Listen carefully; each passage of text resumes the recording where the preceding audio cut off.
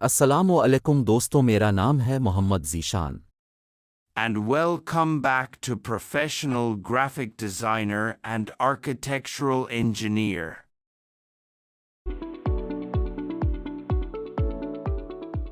आज की वीडियो में हम बात करने वाले हैं अबाउट रेविट आर्किटेक्चर। ये रेविट आर्किटेक्चर की कंप्लीट सीरीज का पहला वीडियो है जिसमें हम रेविट आर्किटेक्चर, एमईपी और स्ट्रक्चर के ऊपर कंप्लीट सॉल्यूशन वीडियोस आपको देने वाले हैं। रेविट आर्किटेक्चर के अंदर काफ़ी सारी वीडियोस आने वाली हैं फ्यूचर में, तो अगर आप हमारे चैनल पर फर्स्ट टाइम हैं तो मेक श्योर आप हमारे चैनल को सब्सक्राइब कर लीजिए, बेल आइकन को प्रेस कर दीजिए ताकि फ्यूचर वीडियोस आपको सबसे पहले मिलती रहें। आज की वीडियो में मैं आपको कंप्लीट ओवरव्यू देने वाला हूं। अगर आप रेविट आर्किटेक्चर ऑलरेडी जानते हैं तो भी मैं आपको सजेस्ट करूंगा कि आप इस वीडियो को कंप्लीट देखिए, ताकि रेविट आर्किटेक्चर में काफ़ी कुछ नई चीज़ें हैं जो आज आपको पता लगने वाली हैं अगर आप इस वीडियो को आखिर तक देखेंगे।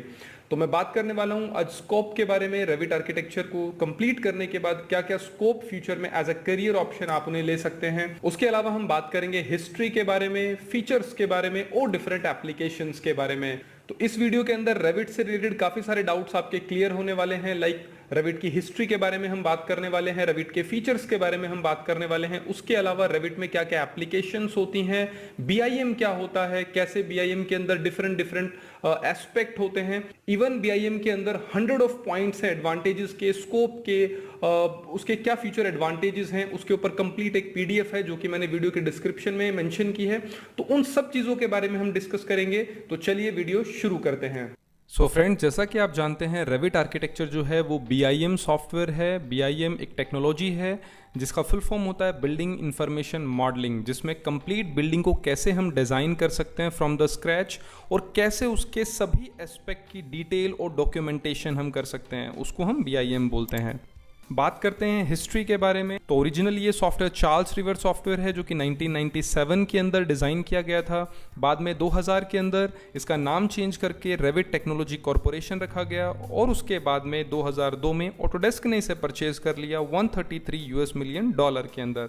तो अभी जैसा कि आप जानते हैं ये ऑटोडेस्क का सॉफ्टवेयर है और ऑटोडेस्क हर साल इसमें नई नई अपडेट के साथ इसे रिलीज़ करता है, जैसे 2020, 2021, तो इस तरह से लगातार अपडेट आती हैं। सो इसी सीक्वेंस में 2004 और 5 के अंदर इसमें पहले स्ट्रक्चर को ऐड किया गया एंड देन बाद में इसमें रेविट एमईपी को ऐड किया गया। बेसिकली अब बात करते हैं रेविट आर्किटेक्चर है क्या। तो आपको पता है कि डिफरेंट जो फील्ड के अंदर, जैसे आर्किटेक्ट हैं, लैंडस्केप आर्किटेक्ट हैं, स्ट्रक्चरल इंजीनियर हैं, एमईपी इंजीनियर हैं, डिजाइनर हैं, कॉन्ट्रैक्ट डेवलपर हैं, तो ये अपनी रिक्वायरमेंट को फुलफिल करने के लिए रेविट आर्किटेक्चर का यूज करते हैं बिल्डिंग को डिजाइन करने के लिए, लेआउट बनाने के लिए और उसके डिफरेंट एस्पेक्ट की कंप्लीट डॉक्यूमेंटेशन प्रिपरेशन के लिए वो रेविट आर्किटेक्चर को यूज करते हैं। सो बेसिकली रेविट आर्किटेक्चर एक बीआईएम सॉल्यूशन है फॉर ऑल।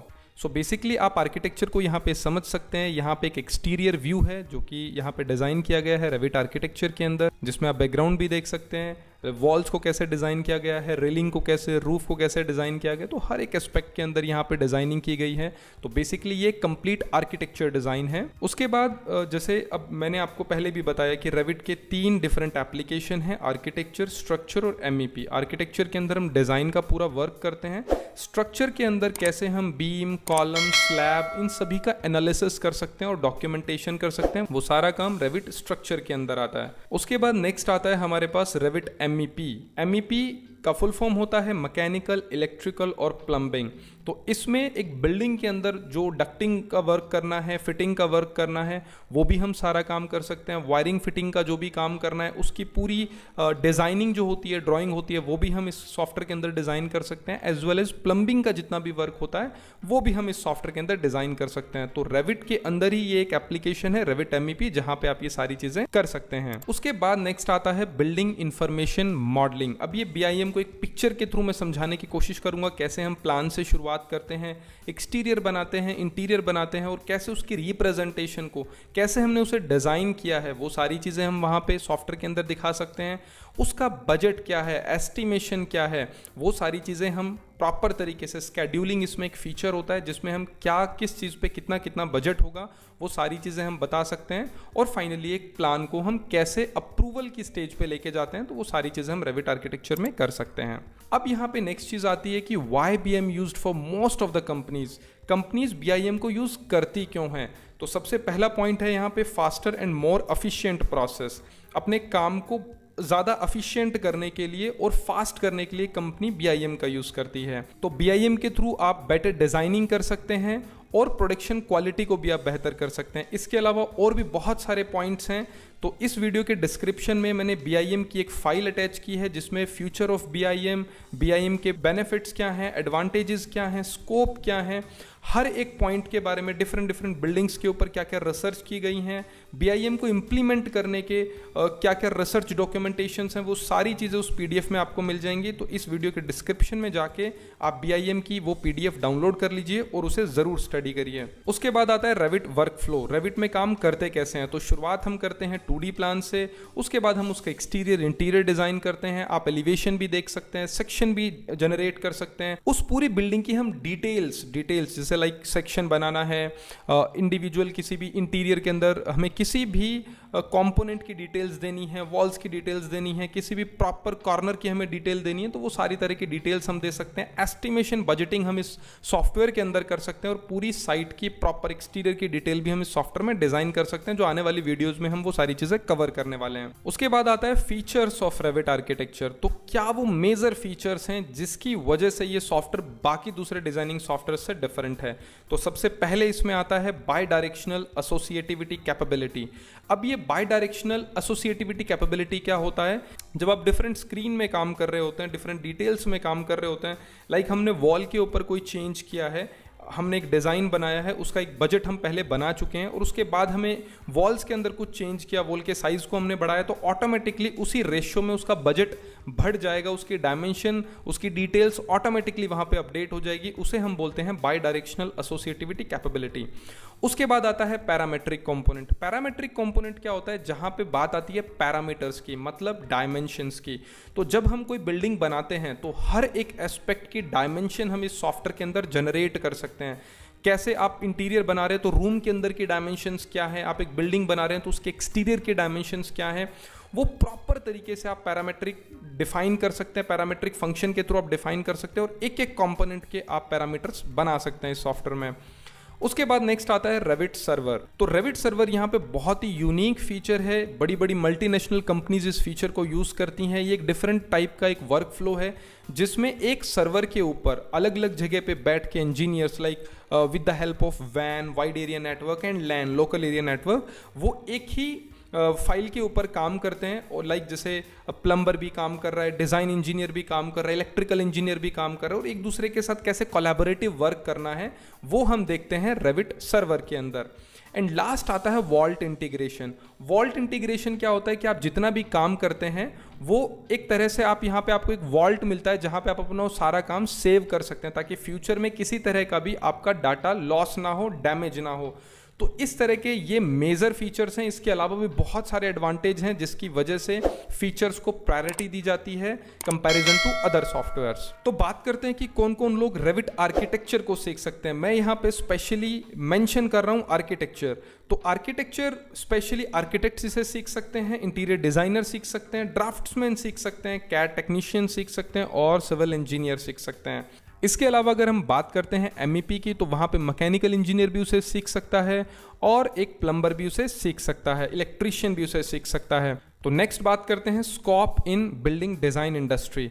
तो रेविट आर्किटेक्चर का क्या स्कोप है, इसके लिए मैंने डिफरेंट वेबसाइट्स का एक रेफरेंस रखा है। आप इन वेबसाइट्स पर जा करके जॉब्स को चेक कर सकते हैं, कितना स्कोप है रेविट आर्किटेक्चर पे around the world, different countries में कितनी डिमांड है इस सॉफ्टवेयर की, और आप इसे एज ए करियर अगर बनाते हैं तो क्या अपॉर्चुनिटीज़ आपको मिलने वाली है।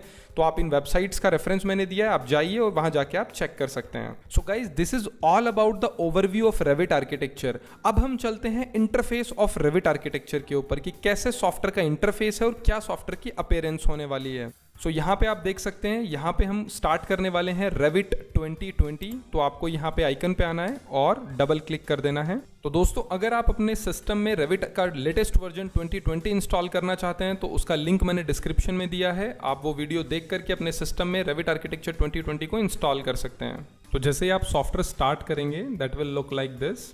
तो सबसे पहले आप यहाँ पे देख सकते हैं, अगर आप ऑनलाइन वीडियोस एक्सेस करना चाहते हैं तो आप यहाँ से रेविट से रिलेटेड वीडियोस को एक्सेस कर सकते हैं। क्या कुछ नए फीचर्स आए हैं वो आप यहाँ से एक्सेस कर सकते हैं। यहाँ पे आपके रीसेंट मॉडल्स आएंगे, जो भी आप रेविट आर्किटेक्चर के अंदर डिज़ाइंस बनाएंगे वो फाइल्स यहाँ पे आपको अपीयर होंगी, डिज़ाइन से रिलेटेड फाइल्स यहाँ पे अपीयर होंगी। अब ये चीज़ मैं आपको आगे बताऊंगा कि रेविट के अंदर जो फाइल फॉर्मेट है वो अलग अलग होता है। प्रोजेक्ट फाइल का फॉर्मेट अलग होता है, फैमिली फाइल का फॉर्मेट अलग होता है और टेम्पलेट फाइल का फॉर्मेट अलग होता है। उसमें डिफरेंस क्या है वो मैं आपको आगे क्लियर करूंगा। बट अभी आप ये मान लीजिए कि कंपोनेंट सभी फैमिलीज़ में आते हैं और जो एंटायर बिल्डिंग हम बनाते हैं वो हमारे मॉडल्स में आती हैं, तो वो हम यहाँ से एक्सेस कर सकते हैं। यहाँ से भी आप एक्सेस कर सकते हैं। नई फाइल आपको लेनी है, कोई भी पुराना मॉडल ओपन करना है तो यहाँ से ओपन कर सकते हैं। फैमिलीज़ में सेम यहीं पे है। उसके बाद बैक जाना है तो आप यहाँ पे क्लिक कर सकते हैं। जैसे आप क्लिक करेंगे तो डायरेक्ट यहाँ से बैक हो जाएगा। अगेन यहाँ से हमें न्यू फाइल लेनी है तो आप यहाँ से भी ले सकते हैं, चाहे आप वहाँ से ले यहाँ से ले, एक ही बात है। तो जैसे ही आप क्लिक करेंगे इस तरह से आपको विंडो अपीयर होगी जिसमें आपको फाइल को ब्राउज करना होगा। अब यहाँ पे आप देख सकते हैं कि हमारे पास कोई भी टेम्पलेट यहाँ पे नहीं है। तो सबसे पहले मैं आपको टेम्पलेट को ऐड करना बताता हूँ, कैसे आप टेम्पलेट को ऐड कर सकते हैं। तो जैसे आप इस आइकन पे क्लिक करेंगे, इसके लिए आप Ctrl+D भी यूज़ कर सकते हैं। जैसे कंट्रोल के साथ हम D यूज़ करेंगे तो यहाँ पे एंड अगेन यहाँ पे, इस तरह से आप यूज़ कर सकते हैं। अब कैसे आप, जैसे हम न्यू पे क्लिक कर रहे हैं तो यहाँ पे हमारे पास कोई भी टेम्पलेट फाइल नहीं है, तो कैसे ऐड करना है ये मैं आपको पहले बता देता हूँ। इसके लिए सबसे पहले आपको क्या